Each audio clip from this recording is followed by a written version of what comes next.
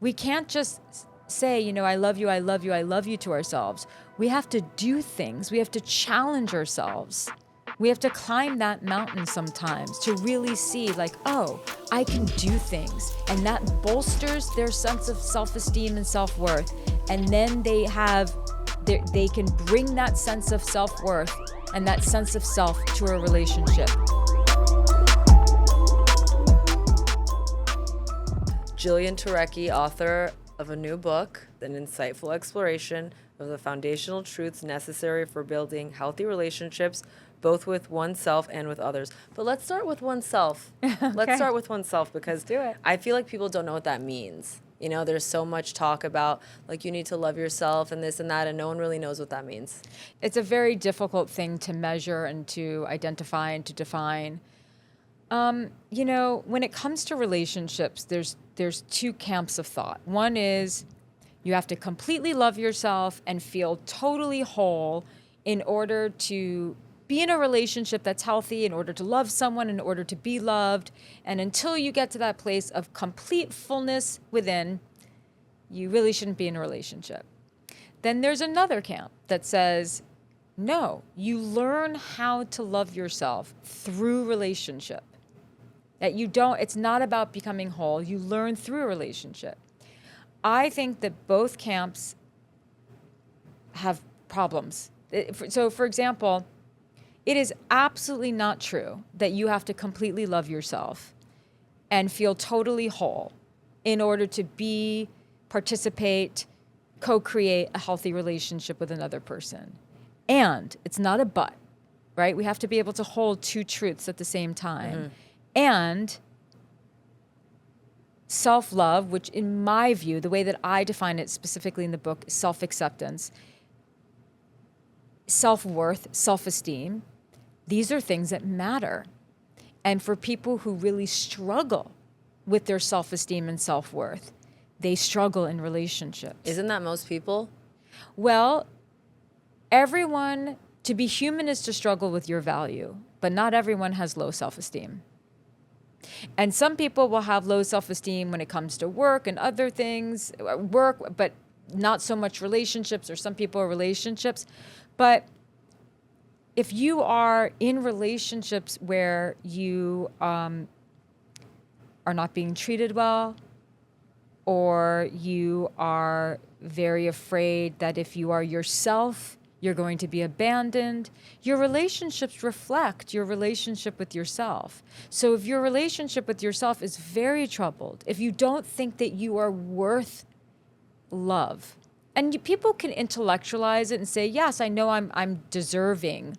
I'm deserving of love. I think the better word is deservingness. But their relationships speak otherwise. And so the fact that no one is ever fully whole, then we would all be doomed. And every person that you are in a relationship with, romantic or otherwise, is a mirror. We learn about who we are through our relationships because people are reflecting that back to us. We are not meant to grow, to exist inside of a bubble. And like I said, if you do not believe that you are deserving of love, respect, love and respect, your relationships are going to reflect that. So self-love is actually important, but it's to what degree? Well, to the degree that you know that you are actually worth 100% respect and love. That doesn't mean that you're not, you have to be in a relationship and put in the work.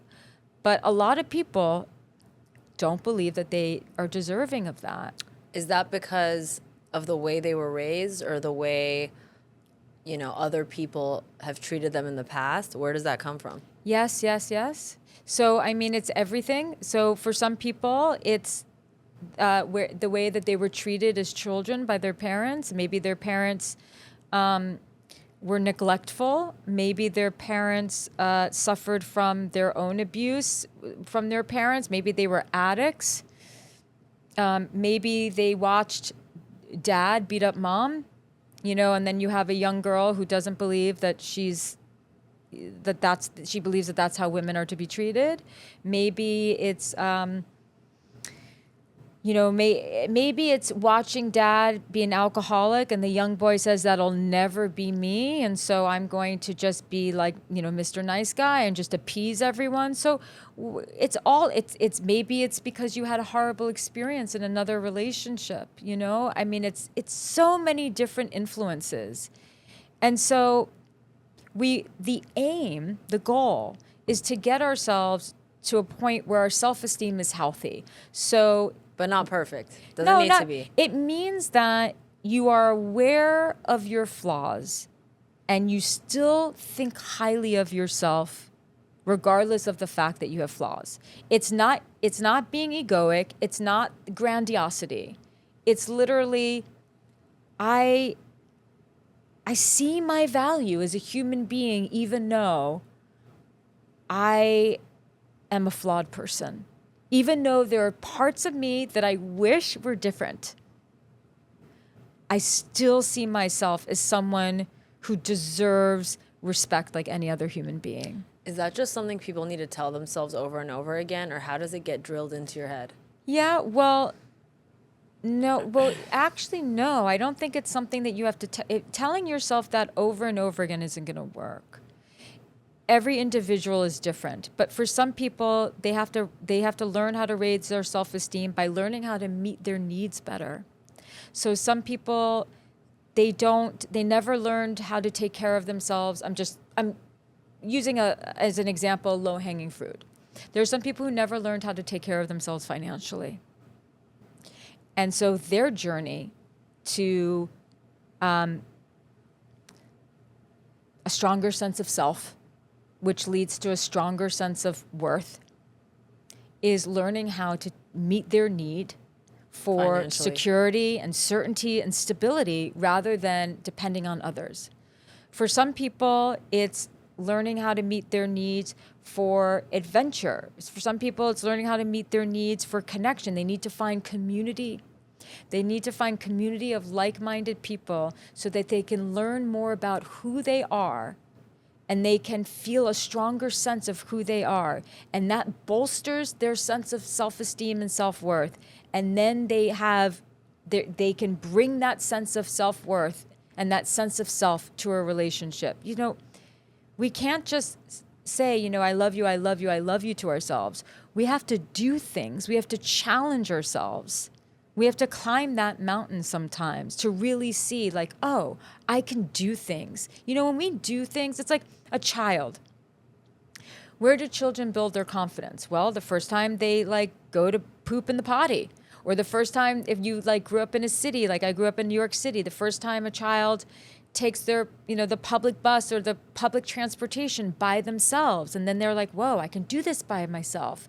That bolsters a child's confidence. It bolsters a child's self-esteem. We have to do that as adults too. We actually have to do things that challenge us, and then we think, wow, I can do things. And that confidence in ourselves helps with all of that, for sure. I think you touched on two really important things. One, sense of purpose. Yeah. And two, sense of belonging. Yes. Because what you said about community stuck out to me, particularly because there's this conversation about, I don't know if it's the male loneliness epidemic, but I saw a graph of how much people are searching, like how to find friends in X city or whatever, and how people are just searching it more and more. Mm-hmm. But my question is, where do people find community? Because a lot of times, there's churches and stuff, but people aren't religious, or there's I consider AA a community. Yes, but not everyone's an addict. Right. So where do people go to find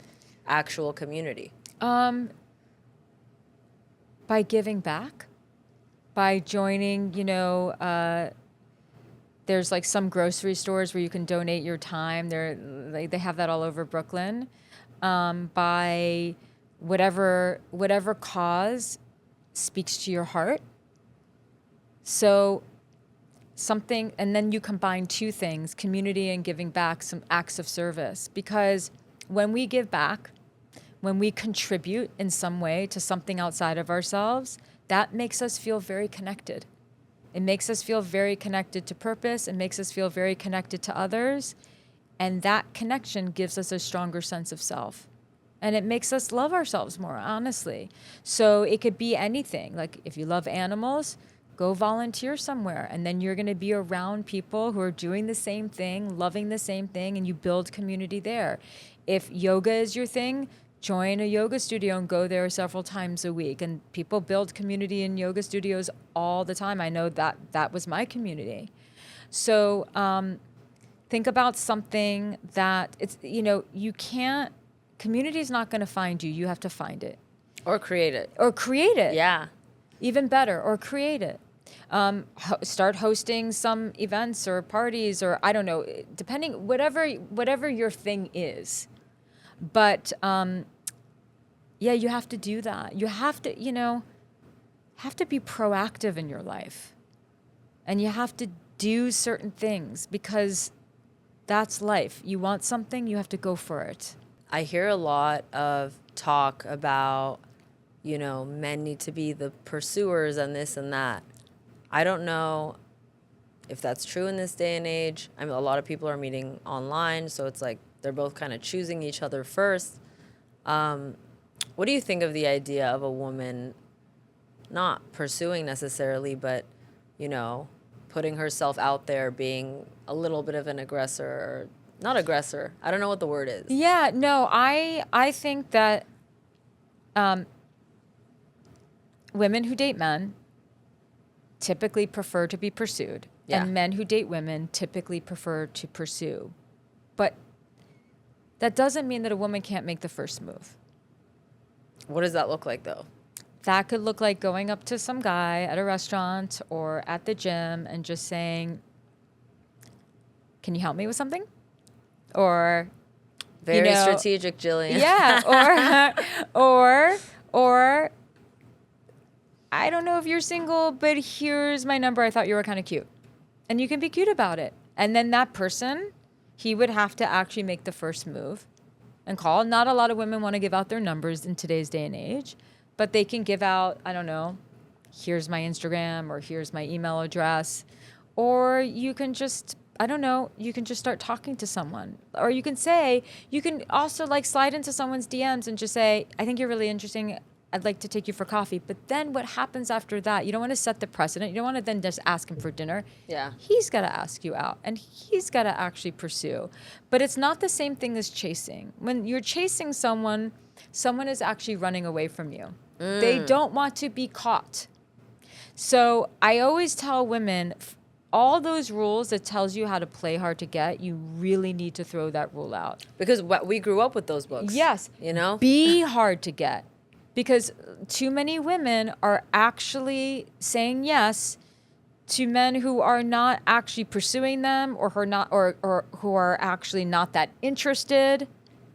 And be a little bit harder to get, meaning know your worth, know your value. It's not about being a diva, but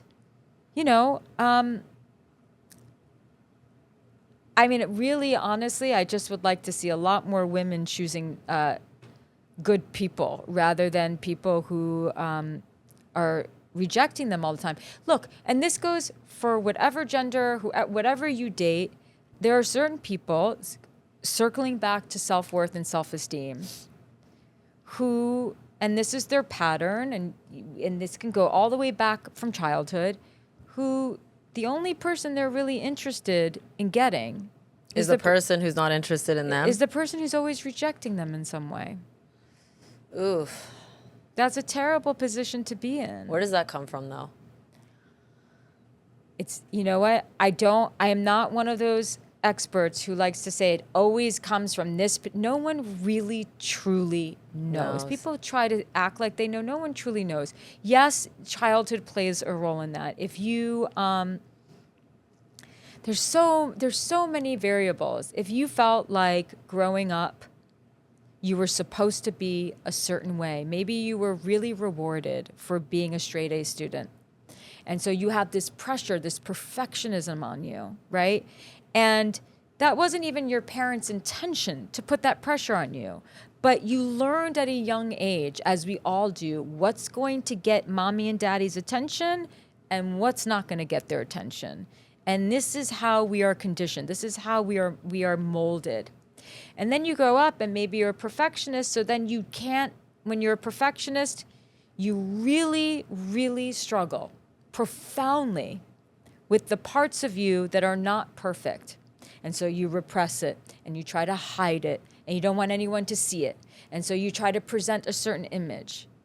And so then you want to go for someone and you're strategically trying to put out this entire image and you're not being authentically you. And so you can get yourself in a huge trouble there emotionally of always trying to be enough for someone who's just not interested. You're like, what? I have to be enough. I have to be enough. I have to be perfect. This is one example of many. But I like what you said about we don't really know, because it just made me realize how everything that you post and say, you're very solution oriented. Some people are obsessed with just like going back and figuring out every little thing, but they're not really making strides to change their lives. You know, I think it's very important to be solution oriented. It's very important to be solution oriented. Very, very important, because, the hardest thing to do as human beings is to change. Yeah. Well, it's very hard. We are very resistant to that because we've got things that are very hardwired.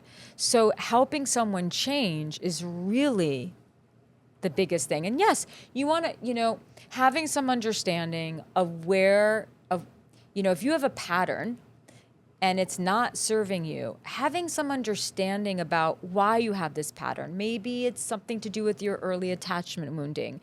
Maybe it's something to do with happened with your parents. Having context, that could help a lot of people. But then it's like, well, then now what? Now how do we help a person have a stronger sense of self? And it really boils down to learning how to meet your needs. And one of your needs is to give back and for community. And that's extremely important. And then also your beliefs. Like everyone has these core beliefs about who they have to be, what the rules are in dating and love. And we get so bogged down with a lot of BS. And so I try to demystify some of that in the book. I love it. Yeah. I know you also coach some clients. Yes. So I have for many years, yeah. Yeah, how many years have you been coaching? Well, I worked with people on a one-on-one basis for over 20 years because I used to teach yoga and I used to work with people with emotional stuff, physical stuff, relationship stuff. But the real relationship coaching separate from the yoga has been almost 11 years now. Oh my God. Yeah. Okay, perfect. Because I wanted to ask you, what are some of the biggest problems women are facing in this day and age that are unique to now, and what are some of the stuff that men are coming to you with? Because I think we're all being affected by something that I call algorithmic brain rot, which is because we spend half of our time on our phones, we're sort of being programmed to think a certain way. Yeah. So there's a lot of content that I see girlfriends sending me, and I'm looking at the comment section of all these posts, and it feels like everyone's being programmed to hate men or think men are bad or they're all cheaters, or I'm sure men are getting content that are women are all gold diggers or whatever it is. Yeah. And it's not really reflective of how we are. Yeah, the gender war right now feels quite intense. I see it in the comments, oh yeah, why do guys always do this, or why do women always do that? And here's the truth: dysfunction hits anyone. There are great people out there, and then there are people who have a lot of problems and need a lot of maturing to do, and it's not just men and it's not just women. So that's what we would refer to as a limiting belief, or all men are like this, or all women are like that. Look, I think that there might be certain trends that are going on. The one thing that I find very troubling in the algorithmic brain rot, as you referred to, is this idea of what a high value woman is and what a high value man is. I really struggle with that, and I also think that people are very off in their definition and understanding of it.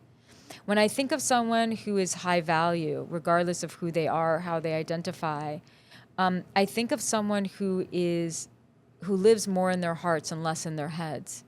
And so that means that many people could do a little work on becoming more high value, right? I don't think it has to anything to do with your bank account. I think it has to do with if you have purpose, if you are, I think if you're looking for a man, a high value man is someone who is in his heart and who can communicate and who is doing the work to overcome his own conditioning about repressing emotions, because most men have been taught that.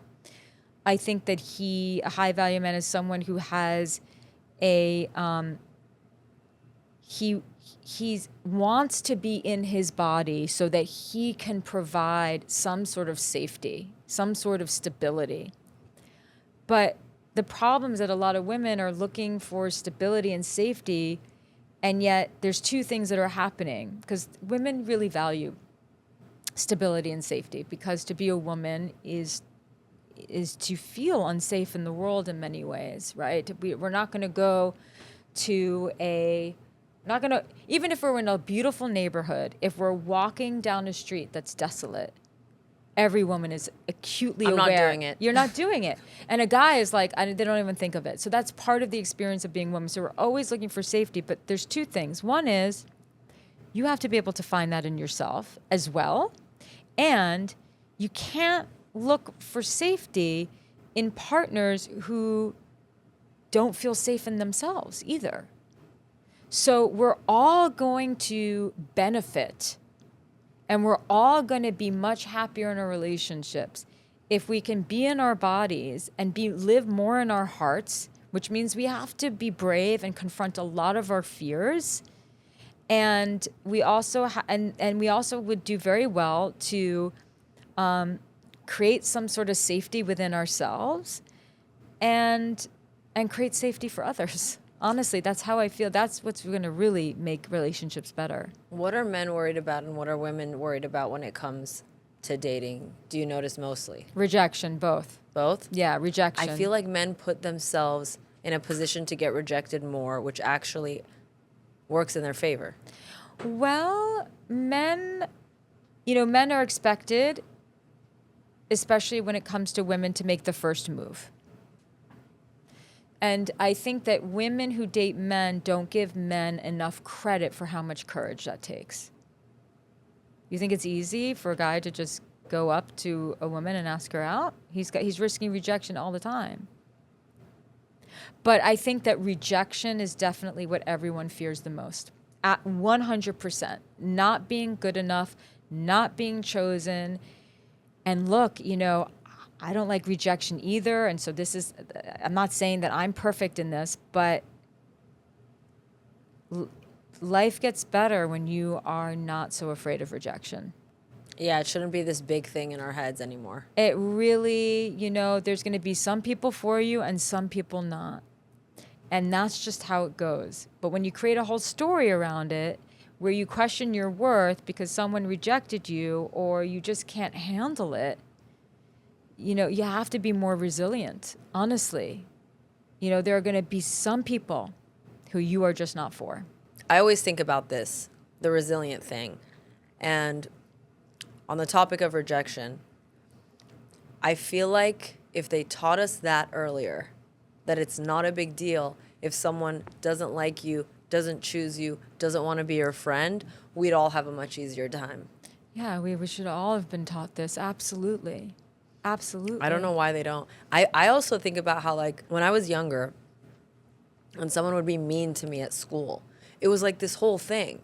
Yeah. Like, your parents get upset, they get involved, the school gets involved, the teacher has to, like, punish the other kid, whatever. Yeah, it's a big thing. But it's like, I almost wish my mom or some teacher or anyone was just like, look, a lot of people don't like me too. Right. A lot of people don't like me too. Yeah. And I wish it was ingrained in our heads that way. And I think this is actually a good tip for parents, that if you want to raise resilient kids, then don't make rejection a big deal. Yeah. I mean, it's tricky because as kids you want to belong, but yes, exactly. But to be taught that you're not going to be for everyone, Mm-hmm. and that is not an invitation for you to change yourself to be for everyone, and that it really truly is okay. It really is okay. Of course, rejection becomes way more complicated when you're in love with someone and in a relationship with someone. But in the dating phase, they're just going, sometimes that's going to happen, that someone's not going to be into you. And, people with very fragile self-esteem will then internalize that. And they'll see it as confirmation of the thing that they claim to have already known about themselves. This is why self-esteem is very important. Yeah, so that you don't look to others for validation of who you are or aren't. Yes, that's why having a sense of self is very important. Do you have to be fully whole? No. Will you ever be fully healed? No. And a sense of self is something that it's almost like lifelong that we're developing that. But it's an important thing to bring to a relationship, because relationships need hard conversations. They need, sometimes they need vulnerability. And, having the courage to even tell someone I'm feeling insecure right now about us, like, that's courage. That's self-worth. It's not, self-worth and self-love does not mean the absence of fear. It means acknowledging the fear and communicating despite it. I love that. I remember we were talking on the phone about that new Aaron Foster series. Nobody Wants This. Yeah, Nobody Wants This with Adam Brody. Yeah. And how that's such a good example of what true masculinity is, or what women are attracted to, Yes. because we see the response from women. Yes. Women are loving it. Women are loving it, and they're loving him. And Yeah. he does not represent anything outwardly, quote unquote, uber masculine. Yeah, there's no cold plunging. There's no yeah, there's no giant muscles and cold plunging and all of that. More power to the men who do that. But yes, there's none of that. But the way he communicates and the way he apologizes when And she's upset. And he's present. Yeah. And communicative. Yeah. And he's not perfect. He's not perfect. His relationship with his mom could be problematic. He, gets anxious around his work stuff. He's not perfect. But he is, I think that he has a strong enough sense of self that he is able to provide some stability for her, and he's really present. And that is what every woman is falling in love with at the moment. The emotional safety aspect. Yeah, 100%. And I wish more men knew that. That's what it is, and not this like alpha male thing that they're being fed by other men who are trying to sell courses about it. Yes, but you can't provide safety for your partner unless you have some integration between your mind and your body. I don't know what that looks like. So it's not what it looks like, it's what it feels like. So you can't be living in your head all the time, disconnected from yourself, and provide safety for someone else. You just can't. You have to be in your body, whether you're doing that through some sort of exercise or some sort of practice, whether it's a spiritual practice, whether it's your therapy, whether it's whatever work that resonates with you to help you feel better in your body, then you can provide safety. But for the person who's feeling completely disconnected from themselves, and then they're supposed to then be safe for their partner, and their partner's like looking to them to make them safe, it's like this person doesn't even feel connected to themselves. How can they actually help you in this moment? That's such an important thing to look for. Yeah, that's why it begins with you. Begins with you. Yeah. What about for women in terms of like, what are the lies that women are being fed that are untrue, and what should they be focusing on instead, based on what years and years of coaching people and helping people with this stuff? Let's narrow it down in terms of attracting a mate, or just in terms of being in a relationship, because there's I think a lot. both. Yeah. Well, as far as attracting a mate, it really has very little to do with what's on the outside. Now, let me clarify. You should take care of yourself physically. If you're looking for a partner, and this goes for anyone, you want to take care of yourself. How you present yourself, that's the first impression. But what people fall in love with is something that comes from the inside. It's a vibe, it's an energy, right? And I think that every single person, whether they are cognizant of it or not, we're all attracted to people who are embodied, who are kind of in their bodies, where they're not so like brain body disconnected. Like we're drawn to people like that, even if it's not sexually. Like we want to be around that. And I think everyone is attracted to confidence. I think that that's really important. And so I think that women, you know, it's hard because society puts a lot of pressure on women, a lot of pressure to not age, to do this. So it's not our fault, honestly. But I think that, you know, because I've coached a lot of men and I've dated men, and without fail, every single one has said, like, it's what I fall in love with is the smile. It's when she's happy. It's when she feels good. It's not the eyelashes. It's not the lips. It's not like me. It's not the butt. Like maybe that's like what I notice at first. But circling back to high value, a high value person is not going to be with someone because of their ass.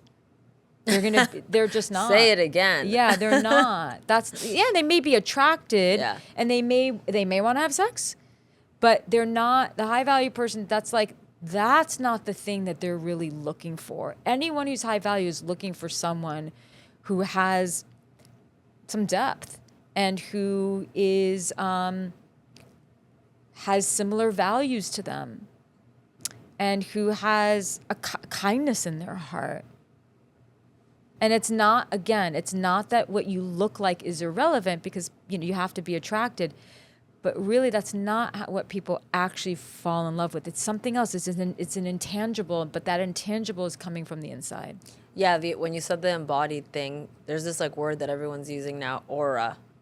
Oh yeah. Well, I mean that's a little too new agey for me personally. But yes, it's you know their energy, you know. But it's also how they carry themselves, and it's not just the energy that's in the room. You want to really, like, someone who, like women are taught to please. Women are taught to capitulate. Women are taught, we're much more agreeable. And sometimes being agreeable is a superpower. I mean, what are you going to do? Go through life and just be disagreeable all the time? No, you're the nightmare. So the agreeableness is good. But if you can balance it with, hey, this is what I need. And I don't think I can be in this unless this need is met. That's not neediness, that's directness. And I think that what women don't understand is that when you're really direct and honest, you're not throwing a bunch of intensity out there like, you're like, but you're really direct and honest and vulnerable about what you need. But remember, you can be vulnerable and really direct. That is going to turn the right man on. I think so too. They want to meet those needs. I mean, so many of my friends' relationships, and they want the directed. They want someone who sees their worth. Yeah, and is direct I think and that honest. Going back to what you said earlier, the doing things. I feel like a man or a woman, them doing things for each other. Also, it's like that sense of community, but within a relationship. Absolutely. That sense of purpose within a relationship. Within a relationship, and I don't know about you, but I was taught, you know, indirectly. You kind of are yourself, but you also, there's a little bit of a strategy to get the person. And certainly for me, because, you know, I historically had more abandonment issues. It's like, what can I do or say? Like, I don't want to rock the boat. So even if something truly upset me, I might repress that, and then that might come out like I'm really angry later. And then I'm the one apologizing when this other person should be apologizing. All that stuff, which is a lot of the stuff that I talk about in the book, those are the things that women need to definitely. But I would say both. Like the more direct and honest we can be with each other about what it is that we need and what it is that we want, and you throw in a little sprinkle of vulnerability in there, which for example looks like, hey, I really like you. Like I'm really into this. I want to see where this goes.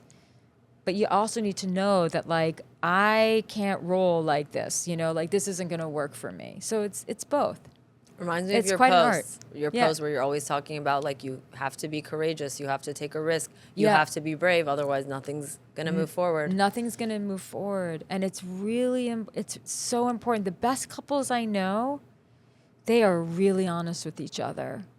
Really honest with each other. And they're having these kinds of conversations. And it gets messy really quick when we stop telling the truth. I have a final question, which I ask every guest on the podcast. It's a hypothetical question to sort of see, obviously we have all these messages we want to share, but there's one that I think most urgently needs to be shared, and this one helps figure out what that is. So you're at the Oscars, let's say, for a documentary about longevity and love and relationships. Sure. And they announce the nominees, and then they announce the winner, and it's you. And you go up there, you thank everybody you need to thank, your family, God, whoever. Right. And then there's that 45-second to a minute window where you get to say anything. And it's going to go viral, it's going to go be on Reels, there are going to be headlines. What message is so important to you that in that 45-second window, you're going to say it? I have like two conflicting ones in my mind right now. Anything that's not going well for you in your relationship or in life, get whatever help you need, whatever support you need, but you have to be the change that you want to see in your relationships and in your life. It has to come from something within you, and you are more than capable with help to do that, but nothing's going to change on the outside. You have to do something to change it, and that's very important. Oof, I just got the chills. Yeah. Okay, Jillian, thank you so much for coming. I can't wait for your new book. Thank you so much for having me.